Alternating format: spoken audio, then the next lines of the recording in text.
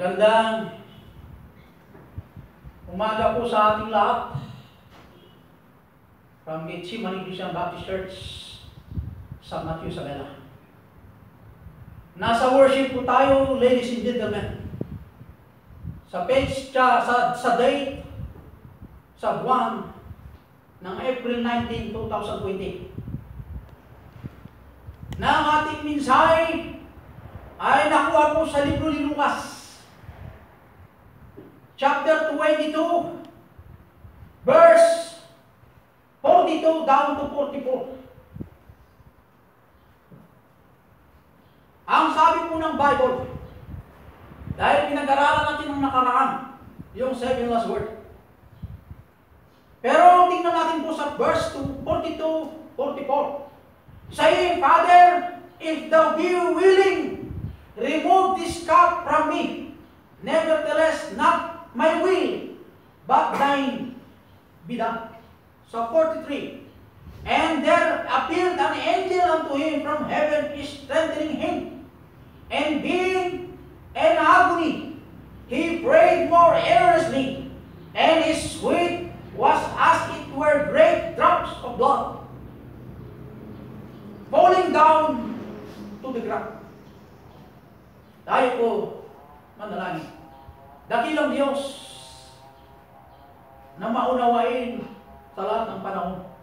Salamat po, Ama, sa iyong salita na aming pong nabasa. Salamat po, O Panginoon, sa lahat na biyaya na pinapagkaloob mo sa bawat isa. Dalangin ko, Diyos, patawarin niyo kami, Ama, sa aming mga nagawang kasalanan, sa maraming kakulangan sa larangan ng paglilingkod. Dalangin ko, Ama, na bigyan pa kami pagkakataong magamit pa kami sa iyong ministeryo. Magamit pa kami, O Diyos, sa buhay na pansamantalang hinirap namin sa iyo, pinahirap mo sa na maging makulay o spiritual fruits, na magkaroon kami na iyo kung kinagagalakam, na maraming soul na maligtas na magitan ng pag-asing ng iyong mga salita. Dalayan ko, O Diyos, na lahat mga hearers, bigyan mo sila ng boses. Hamon ng mensahe, ikaw makita, Ama. Tulungan mo ako, wala akong kaya magsalita sa malitan lamang yung biyaya. I-bless mo po ang mensahe. In Jesus Christ I pray. Amen. Father, if thou be willing, remove this cup from me. Nevertheless, not my will, but thine be done. Yung tinawag niyang Ama, pinapakita na siya laman po dadasal. Pinapakita ang kanyang relasyon sa God the Father. Na siya ang anak, ang Ama, ang kanyang Ama. Ang sabi niya, if thou be willing, kung kalooban mo, remove this cup from me. Mahalaga yung willingness o yung kalooban ng Ama na masunod po sa buhay natin. Maalala niyo ba yung 7 last word? Yung kung physical suffering of Jesus Christ na nahaharap na parating sa Kanya noong panahon sa Gethsemane. Jesus, knowing that His time is coming. Oh, Jesus, knowing that the time of His death was near, He prayed hard unto the Father. He suffered great mental anguish. It was described na siya po ay napakatindi ang kanya pong mga naranasan. The bleeding is so there na mula sa kanyang katawan. Naayon po kay Dr. William Edwards, yung pong kanyang suffering ay hindi kaya ng ibang tao. Ang kanyang suffering ay nagkaroon sa kanya a long run to suffer. Kaya, noong siya po ay nagsasuffer, itong mga prosekutor, pinanunguan po ni Anas, ni Caiaphas, the Jewish high priest, between 1 p.m. and dead breaks, including political Sanhedrin, and guilty of blasphemy. Sa prosecutor, sa trial pa lamang, sa harapan po ni Caiaphas, the high priest, and the political Sanhedrin, yung political Sanhedrin, katulad po ang ating mga politiko, katulad po ng itong mga kinikilala sa bayan, mga politisyan, ganun po noon doon. Kasi yung high priest, ang pari at ang gobyerno noon ay magkadikit, magkasama. Pero ang sinampa sa kanya ay blasphemy. Ano po ba kasi yung blasphemy? Yung blasphemy, parang nagkukunwari na Diyos, siya po ay tao. Ginagawa bang yung sarili na anak ng Diyos, o kapantay mo ang Diyos, o ikaw ay Diyos. Blasphemy sa paningin po ng mga Hudyo na ito ay magagaling sa kapanahunan ni Jesus Christ.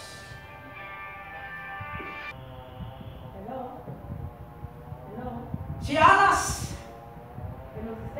itong mga nagsampa ng kaso na blasphemy ang Panginoong Jesus, ang kanya kong nakita ang paraan. Kasi ang panahon po ni Jesus Christ, ang mga Romans o ang hawak niya po ang Israel, o isang colony, ang bansang Israel, o sila po ay namamahala sa bansang Israel. Makapangyarihan po ang Rome noong kapanahunan na yun. Mismong high priest, at sinabi niya, ikaw ay tao lamang, ikaw po ay anak ni Maria at saka si Jose. Ginagawa mang iyong sarili mo, nakapantay mo ang Diyos, o ikaw po ay Diyos. Blasphemy. Iyon po ang isinampa sa kanya. Marami pa rin hanggang ngayon, mga kapatid, ladies and gentlemen, ang hindi naniniwala na si Kristo, siya rin mo ng banal na Espiritu Santo. Siya rin yung lumikha. Hindi nila maintindihan. Pero kinikilala naman nila ang kanilang sarili na sila ay magagaling o magaling. Ganun din ang panahon ni Jesus Christ. Tapos na po ang debate yan noong panahon ni Jesus Christ. Ikaw ba ay Mesiya? Ikaw ba ay Diyos? Ikaw ba ay ganito? Ikaw ba ay ganito? Kaya sinampan blasphemy. Kung maintindihan itong mga Roma, powerful nation ng panahon ni Jesus Christ.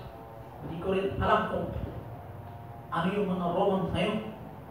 Anong relasyon nila yung high priest at saka Pope panahon ni Jesus Christ. Anong relasyon nila yung mga Pope at saka priest ngayon, mga Romans. Tormento ng panahon ni Jesus Christ. Nung dumating ang Kastila sa ating bansa, dala nila ang Romans. Ginamit ang mga Romans ang krus para sakupin ang ating bansa sa magitan ng soap. Romans din yun. Dinala nila ang Catholic Church sa magitan ng Kastila. Nagpatayo ng malaking simbahan, nagpatayo po mga kalsada, nagpatayo po ng school, nagpatayo ng malaking church. Pero ikinubli-bubli noon yun. Hindi ko maintindihan sino sila ngayon. O sinisingit si Maria, si St. Paul, marami sinisingit. Ang sabi ng Biblia, isa lang ang dapat natin i-glorify. Si Jesus Christ ay banal na Espiritu Santo, pinag-aralan ng secular word.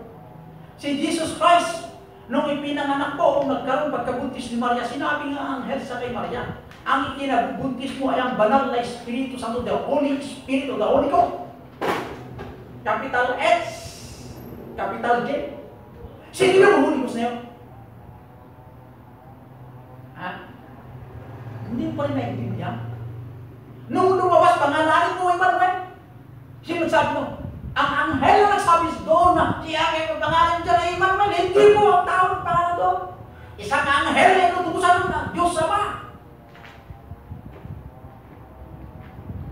Nung lumabas, mayroon na kong laman. Yung Espiritu mayroon ng laman. Nabalot ng laman.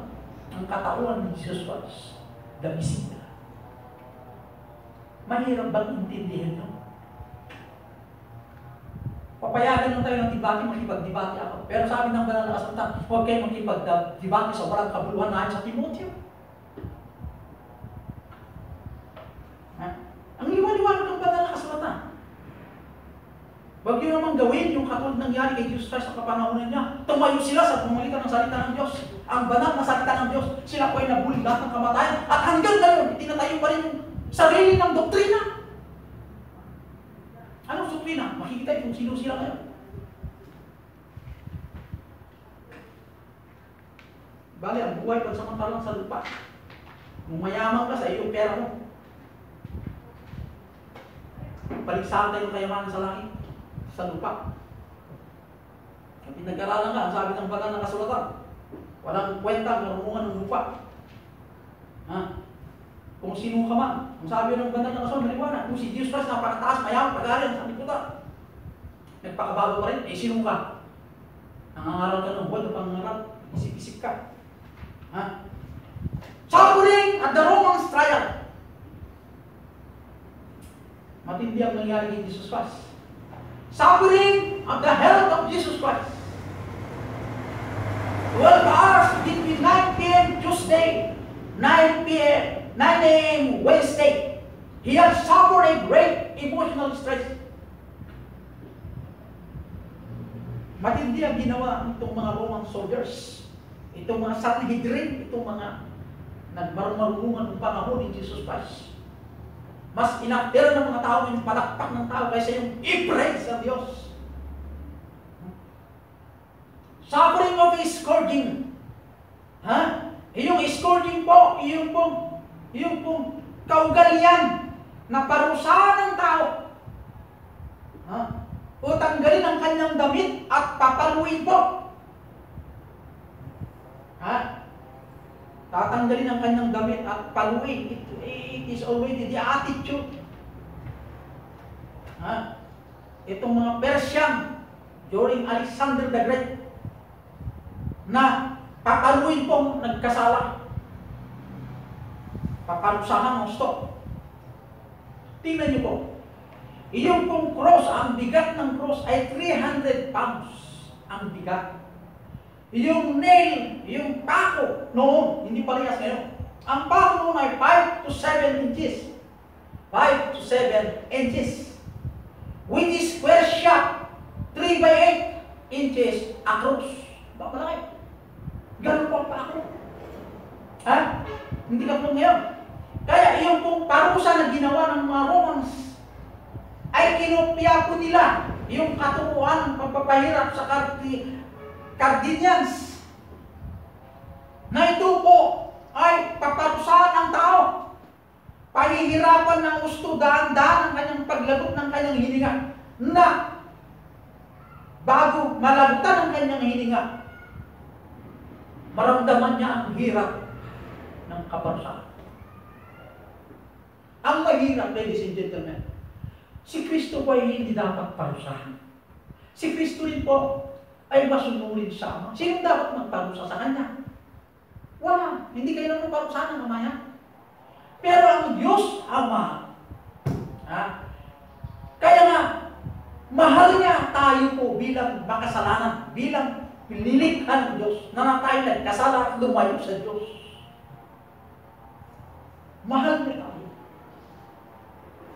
Kaya kahit yung pong kanyang anak ay binigay. Voluntary. Surrender to die. Tingnan niyo po maigi. Si Jesus Christ, yung panahon ng buhay niya sa lupa, patigilin niya po yung karagatan. Gamutin niya po yung bulan. Palakarin po yung pong hindi makalakad. Kaya niyang gawin ito. Yung sakit na hindi kayang gamutin ng doktor, yung sakit na mayroon sa tao na ilang taon, kahit ng paggalingin, nabasa natin sa libro ng gospel, ng full gospel.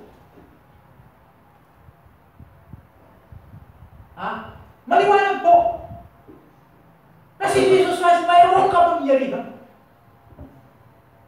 Maliwanag po na kaya niya rin pong talunin si Satan. Bakit?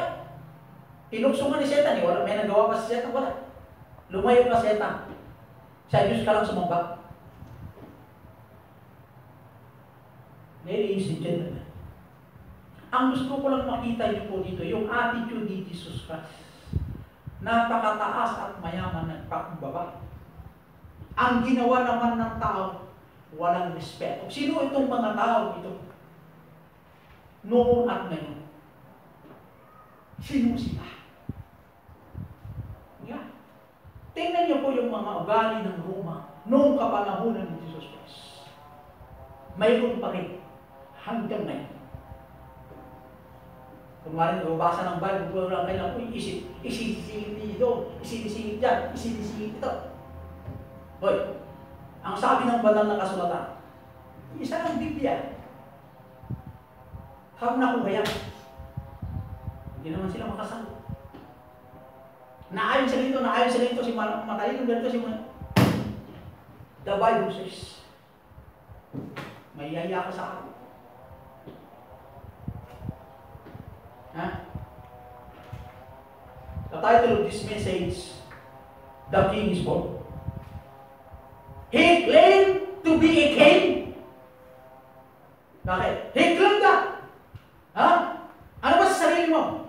Kaya kitang palayain, kaya kitang pawalan. Sabi ni Pilato kay Jesus Christ. Pero ang sabi ni Jesus Christ, hindi mo kayang magawa sa akin na kung hindi pinahintutan ako. Ha? Kaya ladies and gentlemen, sinabi niya siya po ay hari. Pero ang aking kaharian, sabi niya, hindi sa lupa. Kung sa lupa lamang ang aking kaharian, mayroon akong tagapagtanggol, mayroon akong sarili sundalo. Pero hindi dito ang aking kaharian. Saan ang kanyang kaharian? Mag-isip ka. Siyempre si Jesus Christ, mayroon pong kaharian. Ha? Psalm 78:38. Unang puntos. The ministry of divine intercession. The ministry of divine intercession. Ang ibig sabihin ng intercession po, yung po, manalangin ka, hindi sa sarili mo, kundi nanalangin ka para sa iba. Kung kailangan lalakad ka, para sa iba gagawin. Kung kailangan mag-sacrifice ka, para sa iba gagawin. Iyon po ang intercession. Petition in favor of another. Saan mo may petition? Sa Panginoon, sa Diyos. Intercession, the ministry of divine intercession. Mag-i-interfere, makikialam. Saan? Para sa iba. Kinakasama, hindi. Ikakabuti. Kaya nga dumaan sa physical, nakalagay niya kahit naghihirap dahil gusto niyo pong maki-intervene sa problema ng tao sa lupa. Ano yung sabi ng mediator? Yung mediator naman, Group 1, Group 2, hindi magkasundo. Nag-aaway sila. Siya po ay pumagitna para pagkasunduin ang nag-aaway. Mediator. Yung spiritual meaning, ang Diyos kaaway niya po o ayaw niya po sa tao ng kasalanan. Ayaw niya o galit na galit ang Diyos sa mga tao sa lupa. Bakit? Nagkasala ang lahat. Si Kristo ang pumagitna para magkasundo, magkaroon ng pagkakasundo sa Diyos sa tao. Kahit buhay niya ay binuwes para magkasundo. Takamatay ko ng ganyan. Lahat ng mga heroes, namatay sila para sa ating bayan. Pero kailanman hindi sila namatay para iligtas ka ng mga kasalanan sa apoy ng impyerno. The eternal tormented day and night. Iniligtas ka doon. Sa bawat kaluluwa, mahal na Diyos. Timbangin mo yung dugo na dumaan. Itong mga kulto, si Kristo ay tao lamang, ang kanyang dugo ay hindi kumpleto makapangyarihan. Kaya siningit nila sa magitan ng paggawa ng mabuti at pananampalatay magsama, ikaw ay maging anak ng Diyos. Kung susundin ko rin sinasabi ni Duterte, mukha mo, susundukin ko pag makita kita. Para hindi ka nagbabasa ng Bible. I-interpret mo sarili mo, interpret. Dapat mag-aaway yung mga theologians na right theologians, interpreter. At pamagitan ng pananahin, Una, ikaw ay saved muna. Pag namatay ka, sigurado sa langit. Hindi. Paano maintindihan? Hindi ka pa sigurado sa langit. Saan ka sigurado? Gumagawa ka pa lang na mabuti. Saan ka sigurado? Umanib ka muna. Katukuan ng lumalikano. Alam niyo, ladies and gentlemen, patulog-tulog po tayo, wala tayong nagawa. Humahabol ang kamatayan, humahabol ang ating gininga na kahit ang oras, hindi mo ganyan. Walang tumayo. Bayan. May palaganap ang mensahe ng Biblia. Sa magitan ni Kristo, it is finished. Sinabi niya sa 7 Gospel. It is finished. Huwag mo nang dagdagan. Kung dagdagan mo, sino ka? Anong natapos mo? Ano yung Bible ka para magsabi ka? Dagdagan mo ng mabuti. Dagdagan mo ng ganito. Sino ka? Examine yourself kung sino ka. Ikaw ba ay anak ng Diyos? Kung anak ka ng Diyos, sigurado ko mag-press sa langit. Hindi. Hindi pala eh. Kung hindi ka sigurado, hindi ka anak. Gumagawa ka pa ng sarili mong para mapunta sa langit. Maliwanag ang sabi ng Bible. Mayroon ka sigurado sa langit. Pasahin mo sa'yo, malikas sa baba.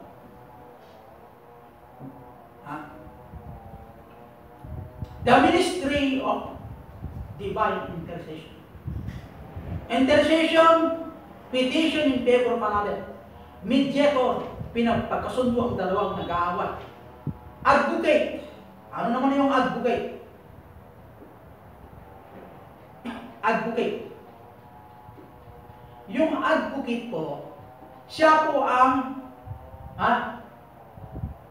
tagapagtanggol, the defender. Kasi Satan, lagi nag-a-accuse. Ikaw, ganito. O, tingnan mo, gagapala si itong anak mo na ito, ganito. Si Kristo ang tagapagtanggol. Advocate. Siya ang advocato. Magpasalamat tayo, mayroon tayong advocato. Kahit tayo po ay tinapos ng ating kaligtasan, mayroon po tayong advocato sa taas. Kaya kung ang Kristiyano nagkasala ulit, sa mga multo, hindi na anak. Pag nagkasala ulit, paparusahan ng Diyos ang kanyang anak na nagkakasala. Naliwanag ko yan. Pero hindi niya anak. Kahit meron siyang sekta, meron siyang religion, masunurin sa Diyos, lahat meron siya, pero walang Kristo sa puso niya, hindi pa rin anak yan. Dahil ang liwanag sabi ng Bible, kung nasa iyo ang anak, nasa iyo ang buhay, nasa Bible yan. Ang Godfather mo nagsalita, Jesus Christ nagsalita. If you believe in me, believe lang yan. At everlasting life. Tapos dandagan mo, kailangan magtulong mo ng word. Pagkatapos sa ikaw anak ng Diyos, saka kasampahan, saka mo haluan ng word. Kasi yung word, pagpupuli sa Diyos. So, kasi yung word, nag-i-earn ka ng reward. Kasi yung word, para makita yung good testimony mo na ikaw ay anak ng Diyos. Para hindi mo makita na ikaw ay anak ng Diyos. Anak ka pa rin, pero anak na suway. Hindi na naintindihan din eh. Yeah, ladies and gentlemen, I challenge you. The ministry of divine intercession. Intercession, mediator, advocate, alam niyo ang kaubugan. Just because of his willingness, the word obedient. His example of obedience, his willingness to pay the supreme price. It was then allowed by the Father. Because sa magitan ng only begotten Son at lahat na sumampalataya sa Kanya, makakarating sa langit na bayan. Siya ang nangako dyan, siya ang nagsalita, hindi ako. Pagbasahin natin, nasa Bible dyan. To purge from sin, He who worked as our high priest, Hebrews 7:25. Wherefore He is able also to save them to the uttermost that come unto God by Him, saying, He believeth to make intercession for them. The Bible says, we have been forgiven once and for all, positionally for salvation. But we must cleanse ourselves practically every day. For service, the same blood provides for cleansing. We have been given new life through the blood. And that life continues to exist through through the blood of Christ. The life that He gave is the life that we live. Every day through His power. That power is prayer on our behalf. Galatians 2 verse 20. I am crucified with Christ, nevertheless I live, yet not I, but Christ liveth in me. And the life which I now live in the flesh, I live by the faith of the Son of God, who loved me and He gave Himself for me. Ang liwanag, ladies and gentlemen. I am crucified with Christ. Nung siya ay na-crucified, naisama ka na. Kaya tayo po ay namumuhay na hindi sa ating sarili, kundi si Kristo na mayroon po tayo. Magpasalamat ka. Mayroon tayong Lord and Savior, the Advocate, the Mediator, and intercede. Mas pinili pa rin ang tao. Itong worldly, itong makamundo. To take our sin, His work as our advocate. Amen. Hindi pa rin natapos para sa lupa ang ating problema. Kahit tayo anak ng Diyos ang daming problema, siya pa rin ang ating dapat nating lapitan. Ang Ama, in the name of Jesus Christ. Pangalawang purpose, the ministry of the Spirit. To empower prayer. The secret to power in prayer, or the secret of prayer, is that we pray under the influence and the direction and control of the Holy Ghost, of the Holy Spirit. Ephesians 6:18, praying always with all prayer and supplications, and the Spirit, and watching thereunto with all perseverance and supplication for all saints. So maliwanag, ladies and gentlemen, panalangin ang isa sa pinakamabisa sa mga anak ng Diyos.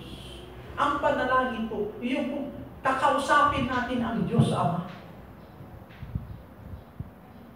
Sa ating pagtatapos in the name of Jesus Christ, pag kayo manalangin sa pangalan ko, sabi ni Kristo, hindi sa pangalan ni San Pedro, hindi pangalan ni, sa pangalan ko, sinisingin ko pa si Maria.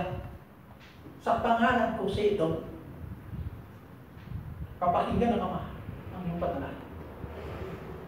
Liwaliwanag mga kapatid na sinasabi ng banal na kasulatan. Sa Jude 20, but ye beloved, building up yourself on your most holy faith, praying in the Holy Ghost. Ang liwaliwanag. Beloved, building up yourself on your most holy faith. Ang pananampalataya hindi nagmula sa lupa. Ang pananampalataya, ang Diyos Ama nagbigay sa ating pananampalataya. Nung napakinggan mo ang mensahe, hindi napakinggan ang tradisyon, nagkaroon ng pananampalataya. Nung napakinggan mo ang salita ng Diyos very clearly, na ang kaligtasan ay nasalalay sa only begotten Son, huwag mo na nagdagan, huwag mo na kulangan. Sabi ng iba, maraming interpretasyon kasi ang Bible. Hindi. Pag gamitin mo ang human wisdom, maraming interpretation. Pero pag gamitin mo ang spiritual wisdom, iisa ang interpretation niya. Kasi ang Holy Ghost ang author of the Bible. Una, ang nag-interpret, ikaw ba ay anak? O yun, unahin mo natin kung ikaw ay anak. Yes, Pastor. Paano ka naging anak? Dahil ako'y masunod, ako'y mabait. Wrong. Pag sinabi mo ako'y anak, dahil ako'y makasalanan, nagsisi ako sa aking mga kasalanan, tinanggap ko si Kristo bilang may Savior, may personal Savior, at nangako ang Diyos, Ama, na lahat po tumanggap sa anak, ay pinagkalooban niya sila ng karapatan maging anak ng Diyos. Ang sinumang mayroon sa anak, mayroong buhay. Ang liwaliwanag ako na. Para kung magkasala ulit ako, Pastor, paparusahan ka bilang anak. Kasi nagkaroon ka ng relasyon sa Diyos. Sinising pangluwa. Gusto mo ito? Ang sabi ng Biblia, the ministry of the Spirit.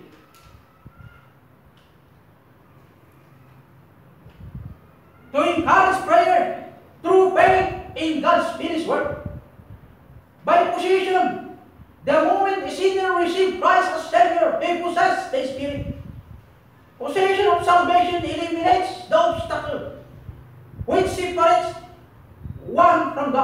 The Spirit produces faith in the Christian based upon redemption.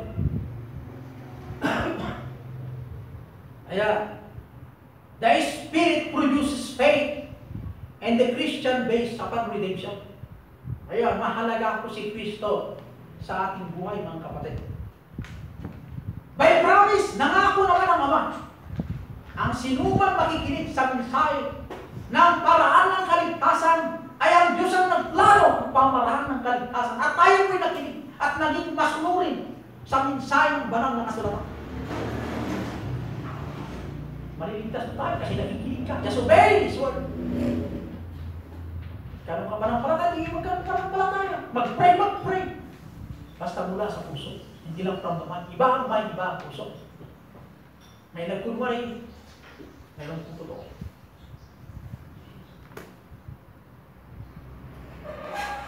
Ladies and gentlemen, ngayon na tayo po ay nasa kasalukuyan itong panahon ng COVID or coronavirus disease. Ang kailangan ng bansa ay mga Kristiyanong mananalangin. Anong panalangin natin? Ang ating presidente, kanyang kalusugan. Ang anak ng Diyos ay dapat tayo makiusap sa lumikha na bigyan po ang mga elected official of the land ang heavenly wisdom. Paano bahala ng Diyos yan para sa panalangin natin. Ang bansa natin magkaroon ng maraming pang maliligtas. Anong maliligtas tayo po ay Kristiyano, Pastor? Ayun po ang pananaw ng karamihan. We are Christian nation from Asia. Ang sabi ng Biblia, for all have sinned. Ilang beses ko sinabi, kahit sa bilang buwan, kahit saan-saan ka magtanong, ikaw ay anak ng Diyos, ay lahat naman aamin niya anak ng Diyos. Wala namang umamin na anak ako ni Boyd Sakas o si Boyd Dumunyo. Lahat naman aamin niya anak din ng Diyos. Pero hindi nila alam kung paano ka naging anak ng Diyos. Pwede ba? Hindi mo pwede yun. Anak ka ng Diyos, opo. Anak ka ng Diyos, opo. Pero may fake doon. Yung iba man ang kilati, sinasabi ng Bible, search the Scriptures.